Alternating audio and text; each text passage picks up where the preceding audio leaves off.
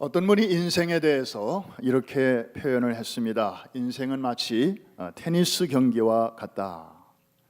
서브가 없이는 경기를 할 수가 없고 이길 수도 없다. 그러므로 서브를 잘 해야 된다. 듣고 보니 참 일리가 있는 말이었습니다. 여러분, 테니스도 그렇고 탁구도 그렇고 배구도 그렇고 족구도 그렇고 맨 처음에 항상 서브로 시작합니다. 서브 하나로 점수를 따기도 하고 잃기도 합니다. 어떤 경우는 서브 하나로 경기의 흐름이 완전히 뒤집혀지기도 하는 것입니다. 우리 인생도 마찬가지. 서브를 잘해야 됩니다. 서비스를 잘 해야 되는 것입니다. 우리말로 번역하면 섬김, 또 다른 뜻은 예배. 이것이 바로 serve요, 서비스입니다. 이 섬김, 이것이 바로 하나님께서 우리에게 또 다른 행복으로, 아니 더 깊은 차원의 행복으로 이끄시는 그 길목이라고 하는 사실을 오늘 이 말씀 속에서 발견하게 되시기를 주의 이름으로 축원합니다. 사실 바깥 사회에서는 더 많은 섬김을 받을수록 그 사람 성공했어, 그 사람 출세했어, 이렇게 말을 합니다. 그런데 우리 신앙세계에 들어와서도 똑같은 법칙이 통할 수 있겠는지, 거기에 대한 대답은 여러분들이 이미 알고 계시겠지만 혹시 궁금하신 분들은 오늘 이 설교를 끝까지 잘 들으시면 아마 확실한 대답을 발견하실 수 있을 것입니다. 자, 오늘 이 행복회로의 초대를 위해서 여러분을 먼저 이스라엘에 있는 한 장소로 좀 모시고 가고 싶습니다. 사진 한 장을 보여드리겠습니다. 저기 내가 가본 곳인데 아마 다녀오신 분들은 좀 반가워하실 것이고, 혹시 아직 못 가보신 분들은 사진으로 먼저 한번 가보실 수 있기를 바랍니다. 저 장소는 예루살렘에 있습니다. 사도행전 12장에 보면 예루살렘에 있는 마리아의 집이라고 되어 있는데, 보통은 사람들에게는 다른 이름으로 알려져 있습니다. 소위 마가의 다락방입니다. 그 집 아들 이름이 마가였거든요. 그래서 보통 아들의 이름으로 이렇게 많이 불려지곤 했습니다. 예를 들어서 개똥이네 집, 소똥이네 집 이렇게 하듯이 아이 이름으로 불려지듯이 저기가 바로 마가라고 하는 아들이 살고 있는 집입니다. 굉장히 넓은 장소이죠. 원래 유대인들은 보통 1층에서 삽니다. 2층, 3층을 짓지 않습니다. 그리고 그 위에는 지붕이 있죠. 그래서 지붕 위에서 이렇게 멀리 내다보기도 하는 것이죠. 그런데 가끔은 저렇게 지붕 위에다가 기둥을 세우고 아치형의 기둥을 세우고 그 다음에 이렇게 다락을 만드는 경우가 있었습니다. 이걸 성경에서 이제 다락이라고 하는데, 우리 한국식 주택의 다락을 생각하시면 이게 현실과 잘 맞지 않음을 여러분들이 아시게 됩니다. 바로 저 장소에서 굉장히 중요한, 기독교에 있어서 아주 획을 긋는 두 가지 중요한 사건이 일어나게 됩니다. 첫 번째 사건은 예수님께서 잡히시기 전날 밤 제자들과 함께 마지막 식사를 나누신 소위 최후의 만찬이 저곳에서 있었고, 그리고 바로 이어서 제자들의 발을 씻겨주신 그 장소입니다. 그리고 또 하나 아주 중요한 사건이 그로부터 수십일 후에 같은 장소에서 일어나게 되는데, 오순절날 뜨겁게 기도하던 120명의 무리 가운데 약속하신 성령이 바로 저 자리에 임하시게 됩니다. 지금 예수님은 최후의 만찬을 드시러 예루살렘으로 들어오고 계십니다. 드디어 이제 이 장소에 도착했습니다.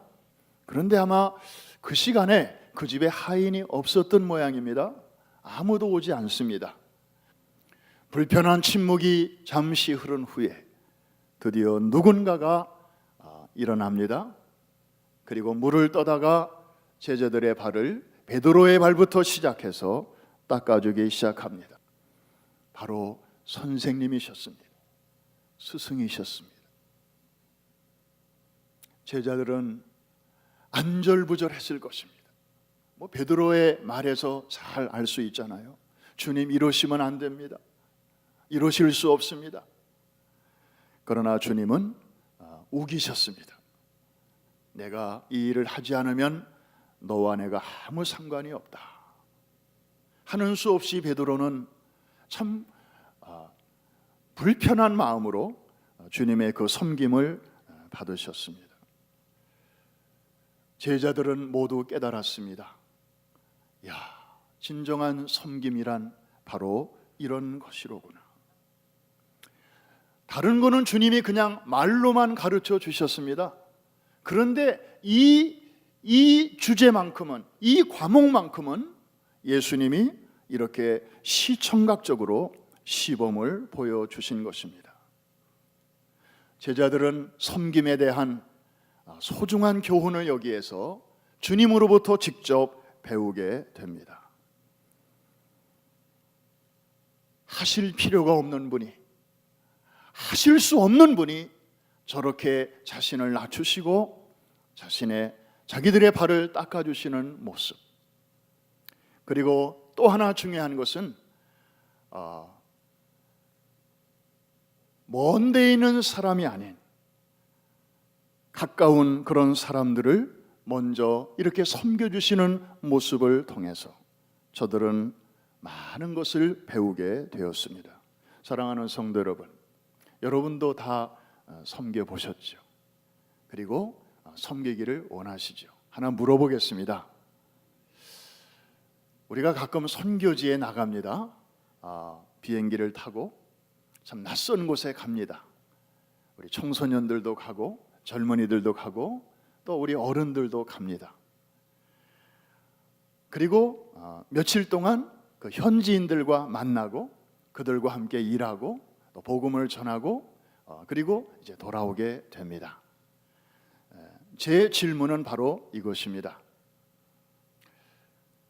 먼 데 있는 사람, 내가 처음 만나는 사람들을 만나서 그분들을 잘 섬기는 일하고, 그 다음에 내 가까운 곳에 있는 사람들, 아내, 남편, 자녀들을 포함해서 또 같은 직장에서 일하는 동료들을 포함해서 내 가까운 곳에 있는 사람들을 동일한 내용을 가지고 섬기는 거하고 어떤 일이 쉽습니까?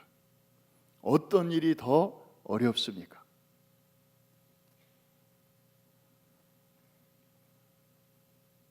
모르긴 몰라도 먼 데 있는 사람들, 우리 선교팀들이 가서 섬기는 모습을 보면 정말 잘합니다.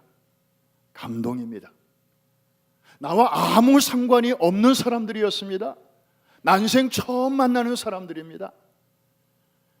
코 흘리게 도 있고요, 신발도 안 신고 사는 애들도 있고요, 위생적으로 좀 불결하게 보이는 애들도 있는데요, 그런데도 그냥 가서 만져주고 안아주고 닦아주고 먹여주고 그리고 다정하게 말하고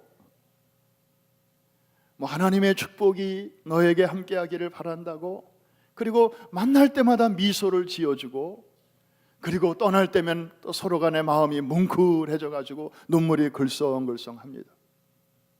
이게 우리 선교 여행입니다. 오히려 나와 상관이 없는, 내가 평소에 알지 못했던 사람들을 원타임 그냥 섬기고 오는 일은 어떤 면에서 우리에게 별로 부담이 없습니다. 뒤끝도 없고요.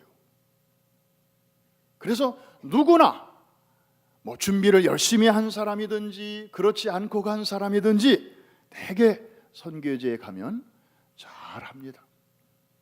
너무 잘합니다. 그런데 집에 와서는 그렇게 못합니다. 가까운 사람들에게는 설렁설렁합니다. 대충 합니다. 아니, 마음은 하고 싶은데 잘 못합니다. 왜 그럴까를 생각해 보니 선교지에서 만나는 사람은 나도 그 사람이 처음이고 그 사람도 내가 처음입니다. 내가 어떤 사람인지 잘 몰라요.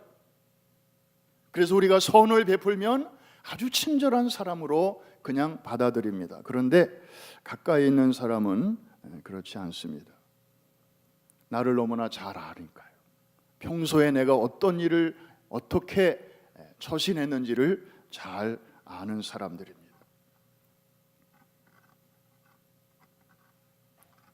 그래서 뭔가 안 하던 짓을 좀 식구들에게 하려고 하면 식구들의 눈초리가 말은 안 하지만 꼭 이렇게 말하는 것 같습니다. 너나 잘하세요. 뭐 잘못 먹었어? 왜? 우리의 지난 날을 이분들은 너무나 잘 알고 있기 때문에 그냥 평소에 하던 대로 해. 그런데 주님의 섬김은 어떻습니까? 자세를 낮추시고 사람들의 발을 닦아주시는 것을 어디서부터 시작하고 계십니까? 제자들입니다. 3년 동안 한솥밥을 먹었던, 서로를 너무나 잘 아는 사이, 너무 잘 알기 때문에 불편한 그 사이에서 주님은 기꺼이 이렇게 낮아지셨습니다. 허리에 수건을 두르시고 그리고 제자들의 발을 닦아주십니다.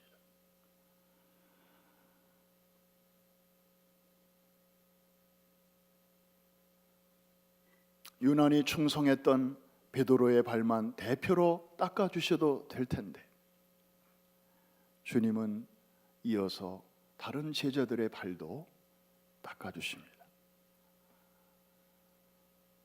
저도 흉내는 조금 내볼 때가 있었습니다. 어디에 가면 그런 기회가 주어집니다. 때로는 몸이 불편해도 해야 할 때가 있습니다. 몇 사람 이렇게 섬기고 나면 허리가 뻐근해집니다. 그래서 눈치채지 못하게 가끔씩 이렇게 운동을 합니다. 허리를 폈다가 다시 구부림이 조금 났습니다. 어떤 때는 숫자가 몇십 명이 될 때도 있습니다. 허리가 끊어지는 것 같습니다. 그래도 주님이 하셨던 일인데 힘든 내색을 하면 안 되지. 그러면서 또 섬기게 됩니다. 여러분, 베드로의 발도 씻겨주시고 그리고 다른 제자들의 발을 닦아주실 때 주님의 마음이 어떠셨을까요? 여러분, 잠시 후면 군인들이 오게 되고 주님을 등지고 이 발로 도망갈 그런 사람들인 줄 아시면서도 주님은 저들의 발을 지금 닦아주고 계신 것입니다. 그 중에 한 사람은 한국 돈으로 10,000원도 안 되는, 말도 안 되는 값으로 자신의 주인을 팔아넘기고 그리고 주님을 배반할 자임을 아시면서도 주님은 유다의 발까지 만져주신 것입니다. 주님은 우리를 사랑하시되 끝까지 사랑하셨지만 우리를 섬기실 때도 끝까지 섬겨주셨습니다. 마지막 사람까지 섬겨주신 것입니다. 나한테 잘하는 사람만이 아니고 등지고 등을 돌릴 사람들까지, 아니 자신의 유익을 위하여 주님을 이용해 먹을 그 사람의 발까지 주님은 섬겨주셨습니다. No limit, no boundary.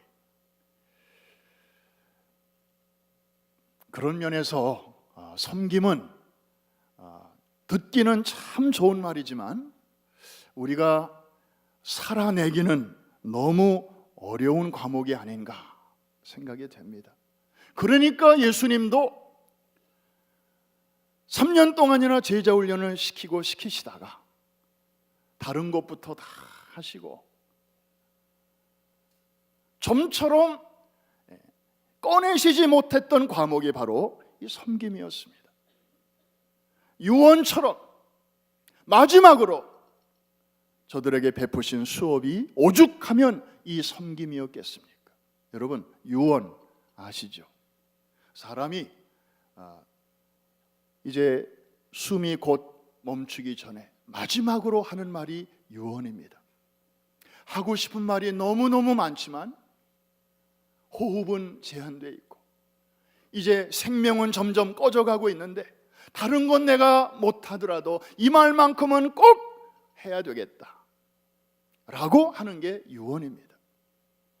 마찬가지로 마지막 수업, 예수님의 마지막 수업이라고 하면 이 외에도 너무너무 가르칠 게 많지만 다른 거는 좀 차치하고 이것만큼은 내가 떠나기 전에 꼭 가르쳐야 되겠다. 그걸 선택을 하는 게 아니겠습니까? 그 과목이 바로 섬김이었습니다.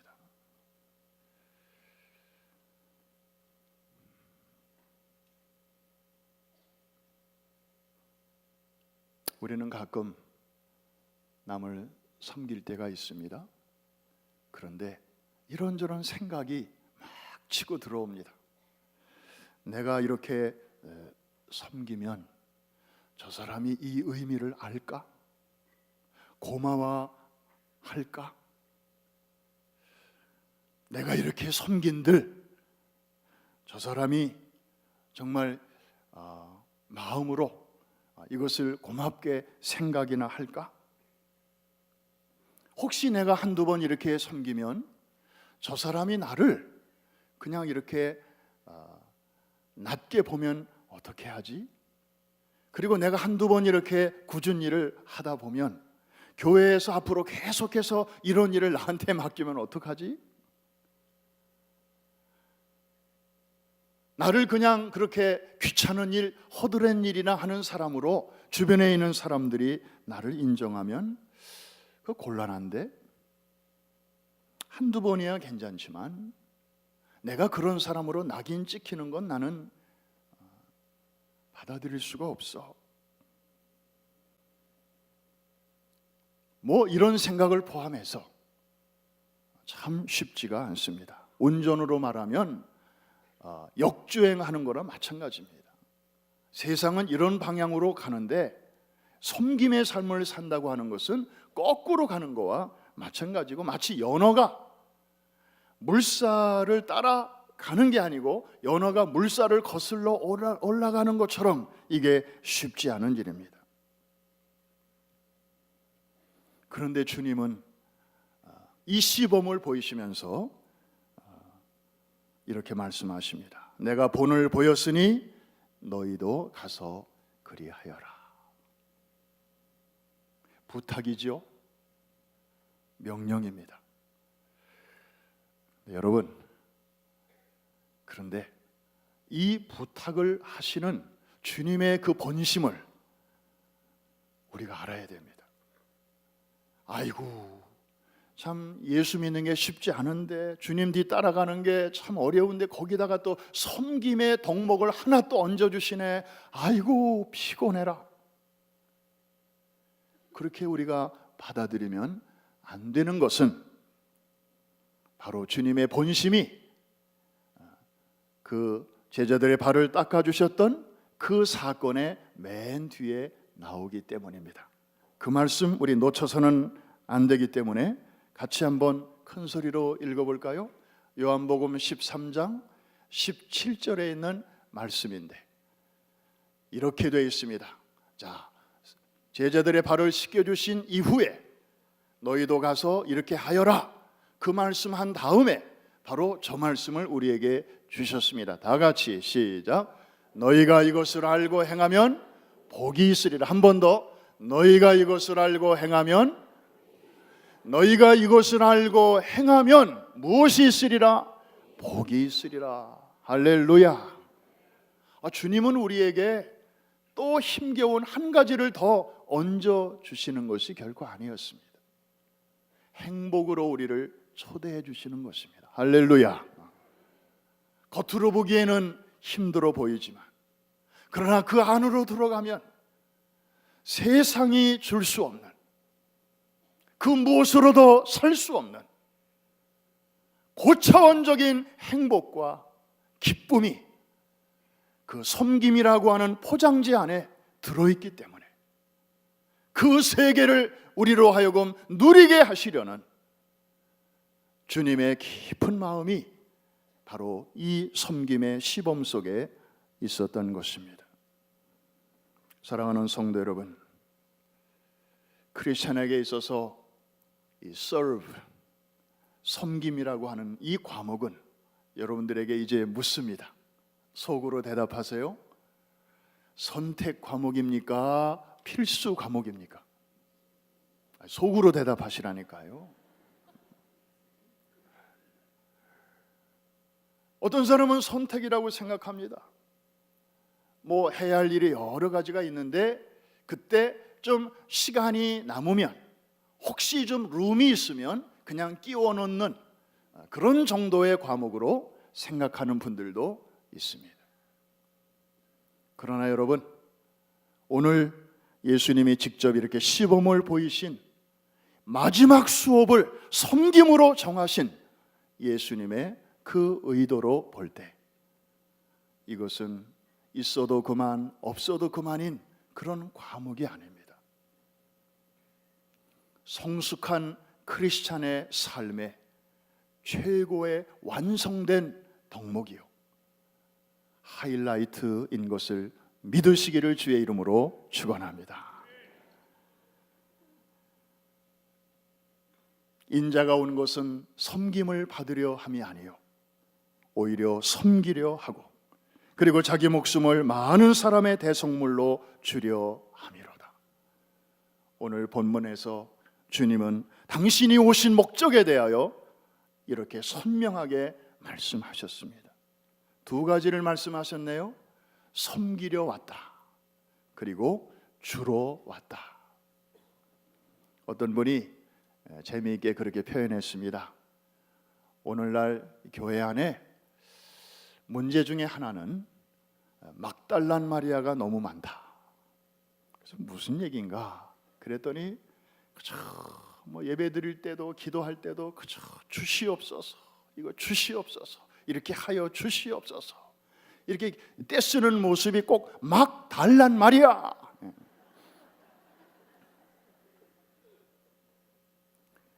그래서 진정한 종교 개혁은 이제 막달란 마리아가 뭐로 바뀌는 것? 막주란 마리아. 주님이 말씀하셨어요. 내가 온 것은 섬기려 하고 그리고 주러 왔다. 옆에 계신 분에게 한번 인사하십시다. 막주란 마리아가 되십시다.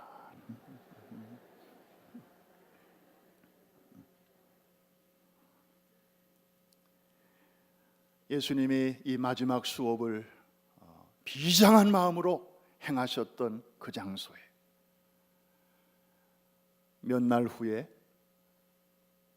오순절날 성령이 강림하셨습니다. 오늘 이제 메시지의 포커스가 바로 여기에 있습니다.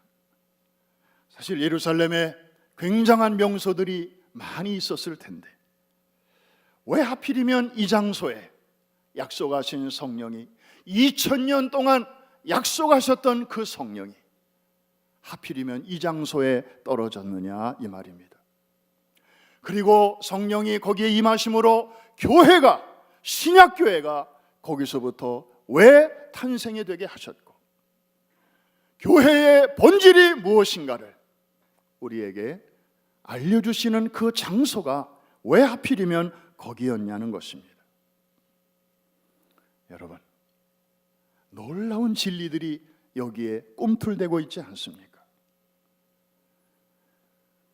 성령이 임하심으로 신약교회가 탄생되었는데 교회의 본질, 성도들의 삶의 그 최고의 스피릿은 바로 섬김을 받는 것이 아니고 다른 사람을 섬기는 데 있다고 하는 것을, 오늘도 저 마가의 다락방의 돌들은 우리를 향하여 외치고 있는 것입니다.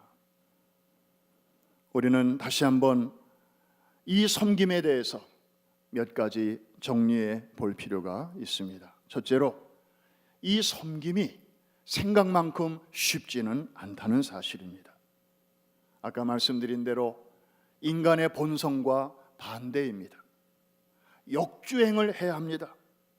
우리는 누구나 섬김 받는 걸 기왕이면 원하지, 섬기는 자신을 낮추고 다른 사람 밑에 들어가서 그 사람의 필요를 막 생각해서 이렇게 채우는 일에 시간 쓰는 거 별로 좋아하지 않습니다. 나도 지금 필요한 게 많은데 다른 사람 챙길 만한 여유가 우리에게는 없는 것이죠.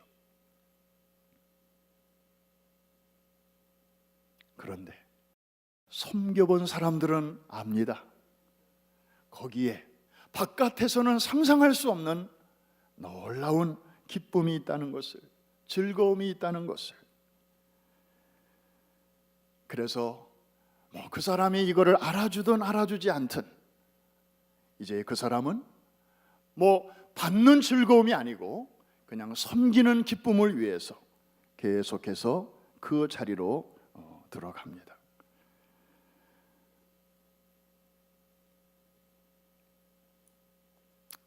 예수 믿는 사람이나 안 믿는 사람이나 성령 받은 사람이나 안 받은 사람이나 누구나 마음만 먹으면 이런 섬김의 길을 갈 수 있고 섬김의 삶을 살 수 있다고 하면 굳이 성령께서 우리를 도와주실 일은 없겠지요.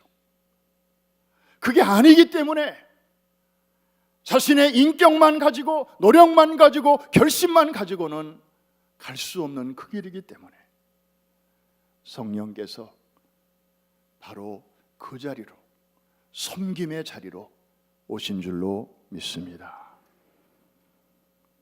예수님께서 섬김의 본을 보여주셨던 바로 그 자리에 성령이 오셨다고 하는 것은 또 다른 우리의 교훈을 우리에게 주시는데, 우리가 낮아질수록 성령님은 그 자리에 우리와 더 가까이, 더 강력한 손길로 우리와 함께 계신다는 사실입니다. 거꾸로 우리가 자꾸만 높은 데 마음을 두고 섬김을 받으려고만 하고 다른 사람이 나를 섬겨주기를 바라는 그런 마음을 간직하면 간직할수록, 미안한 말이지만 성령님은 그 자리에서 점점 멀리 계신다는 사실입니다. 한번 따라해 주시기 바랍니다. 성령님은 섬김의 영이십니다.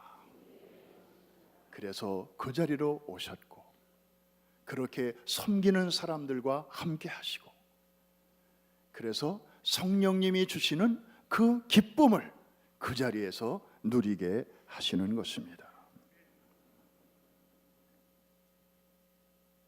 저는 20년 이상 담임 목사님 옆에서 또 이 교회를 섬기면서 참 많은 것을 보고 배웠습니다. 특별히 우리 목사님의 그 섬김, 참 감히 따라갈 수가 없습니다. 어른들 모시고 여행을 가실 때에도 가만히 계시지를 않고 어른들 한 분 한 분 버스 안에서도 자리를 계속 바꿔 가시면서 대화를 나눠주시고 어른들의 어깨를 주물러 주시고 그 하고 싶은 얘기 다 들어주시고, 선교여행 가셔서도 하여튼 처음 가는 사람들은 잘 모르잖아요. 근데 목사님은 이제 아시니까 뭐가 필요한지, 그래서 미리 항상 앞서 가셔서 우리 선교팀들이 필요한 것을 다 이렇게 준비해 주시고, 얼마나 발이 빠르신지 몰라요. 쫓아갈 수가 없어요. 414 윈도우 운동, 지금은 벌써 이렇게 세계적인 운동이 되었습니다마는 하나님께서 그냥 한 이민교회, 그냥 평범한 교회를 하나님이 쓰셔서 오늘과 같이 이렇게 세계적인 불꽃을 일으킬 수 있도록 불쏘시개로 하나님이 사용하신 그 배후에는 담임 목사님부터 시작하여 온 성도들이 주님이 보여주신 그 섬김의 정신으로 우리를 드러내지 않고 우리를 앞세우지 않고 다른 분들을 앞장 세우고 그러면서 우리가 한 마음으로 잘 섬기게 될 때에 하나님께서 그것을 기쁘게 여기시고 또 우리를 이렇게 하나님의 도구로 지금까지 사용하시는 줄로 믿습니다. 해외에 나가보면 이 뉴욕을 다녀가신 분들이 아마 여러분들도 수없이 동일한 말을 들으셨을 거예요. 프라미스 교회에서 왔습니다. 그러면 하나같이 와, 그 교회 천국 같아요. 우리 성도님들의 섬김 너무 아름다워요. 뭐 그날 들었던 무슨 세미나 무슨 뭐 워크숍에서 들었던 얘기 잘 기억은 안 나요. 그러나 성도들의 섬김, 그거는 사람들이 생생하게 기억을 하는 거예요. 그런 얘기를 들을 때마다 참 자랑스럽고 너무 감사하고 우리가 프라미스 교회의 한 멤버가 되었다고 하는 것이 그렇게 뿌듯할 수가 없습니다. 사랑하는 성도 여러분, 이제 우리는 다음을 준비합니다. 섬김의 삶은 어느 날 갑자기 되는 것이 아닙니다. 평상시에 우리가 잘 준비할 때 결정적인 순간에 또 하나님께서 우리를 크게 들어 사용해 주시는 줄로 믿습니다. 섬김의 현장을 꼭 갖게 되시기를 주의 이름으로 축복합니다. 여러분의 삶이, 여러분의 신앙생활이 그냥 그저 그렇고 그냥 평범한 삶이 아니라 정말 짜릿하고 성령님과 동행함이 느껴지고 그리고 하나님의 기쁨이 정말 내 안에 확 이렇게 강물처럼 흘러 들어오고 그것이 또 주변으로까지 퍼지는 이런 아주 드라마틱한 삶을 살기를 원하신다면 그냥 기다리지 마십시오.